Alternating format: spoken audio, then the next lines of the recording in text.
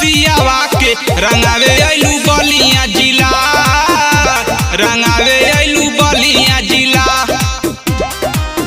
खोजे बेलथारा भरी के पिचकारी रंगाई तोर दुनो किला, रंगाई तोर दुनो किला।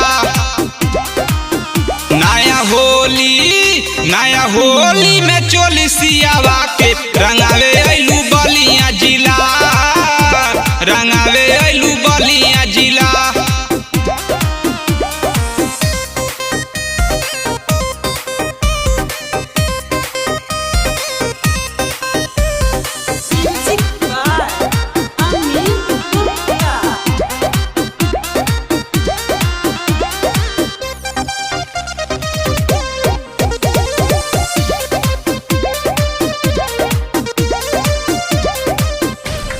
खेले लू घुमा घुमा होली रंगावे लू चोली तुम देवरिया में ले के रंगावा गुलाल रंगाई देलू गाल की बासडी बरिया में।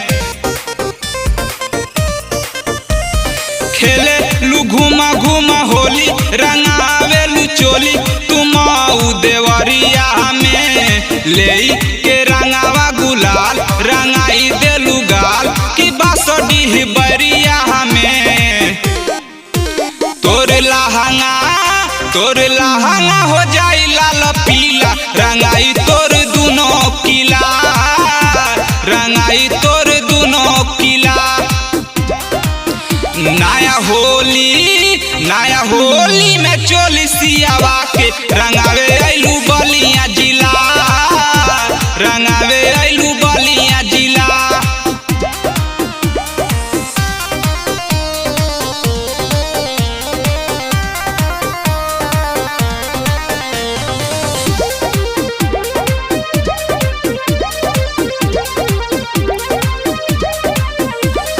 जाके सिकंदरपुर होली में भरपुर तुम आजा उठैलू हो, रसड़ा अनगरा में आके बेलौली में आके तू लहंगा रंगैलू हो।